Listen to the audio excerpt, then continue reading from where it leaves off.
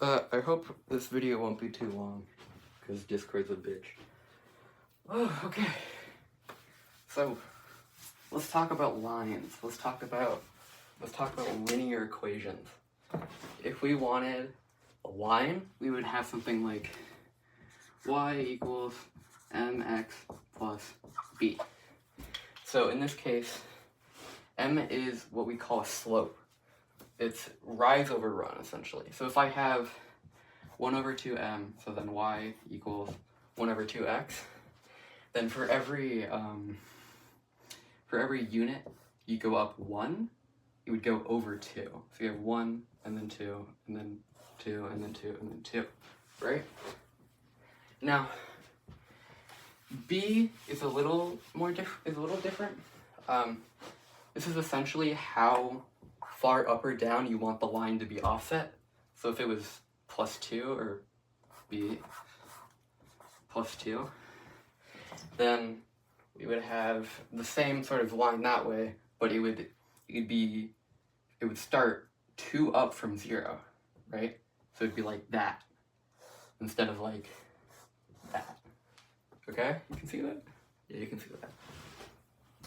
Now, once you have an equation like this, you can have a line. Sometimes this equation can be sort of jumbled, scrambled, as it were. So you could have something like 2x plus 3y equals 5, right? So you could find a way to turn this and separate this into y equals blah blah blah blah blah. Okay, so now we get lines. You know, that's how lines work.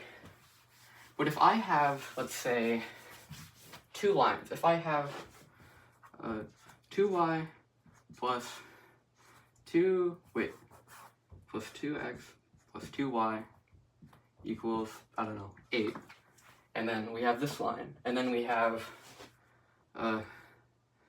3x plus 4y equals 4. Okay? These are 2 lines that are not parallel, which means they will eventually hit each other. There will be a point of intersection, 1 point. Now what we want is to be able to find that point of intersection. And there's a lot of ways to do this, but my favorite is called Cramers Rule. And it's a little bit weird. First, we're going to make something called a matrix, which sounds crazy, but it's not. You do this, and then you do 1, 2, 8, 1, 2, 8, and then 3, 4, 4. And since these are on the other side of the equation, you do a little dot, dot, dot, dot, dot, dot, dot. Now,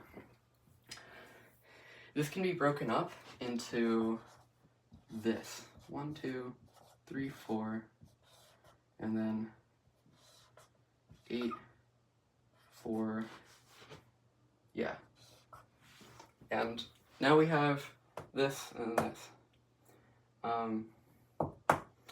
So there's something called a determinant, and that's essentially when you take these 2 diagonals and then you multiply them together, and then you take this one, and then you do, if I have 1 times 2, and then 2 times 4, you subtract the first one from the second one, and then that will give you a determinant of that specific matrix. And all of this is going somewhere, I swear. So you have the matrix, and I'm just gonna, I'm not gonna explain matrices too much, because that's getting into pre-calculus, and I'm not qualified to talk about that. But let me just show you how I would find the point of intersection for this. So first, I have this original matrix here, 1, 2, 3, 4. So then this, we make that equal D. So then that would be, let's see here, 1 times 4 minus 3 times 2. Okay? And then we're gonna have a new thing. Okay? We're gonna have a new matrix where it's, let's see here, 4 8, and then, wait, no, 4, 2, and then 4, 8. And then that's what we call d of x, and that's equal to 4 times 8 minus 2 times 4.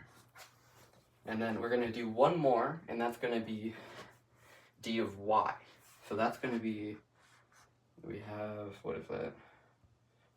2, 3, 8, 4. And then that's d of y, and then that's equal to 2 times 4 minus 3 times 8. Now, we have these, and these are nice, but these don't give us our x or y value of the intersection point. Well, here's where the cool bit comes in. See, x actually equals d of x over d, and y equals d of y over d. So in reality, x equals, what is this? 4 times 8 minus 2 times 4 over 1, wait. What did I do here? Oh, 2. 2, 4, 3, 2, yeah. 2, 4. Then we have 2 times 4 minus 3 times 2. So that's x. That's what our x equals. And then here we have 2 times 4, or 2, 4. No, wait, I'm stupid. Sorry about that. 2, 4. And then 3 times 2. And we have 2, 4 here minus 3 times 8. And then that's over 2 times 4 minus 3 times 2. So now we have our x and y points. We're just here, we found them. We got them. It's right. You would have to, you know, parse this out a bit. You'd have to get each value and put that into a fraction and then a number. But this is essentially it. These are the values of x and y. And we got it through this. That's what I like to do. This is probably way too long, so I'm going to upload it to YouTube probably.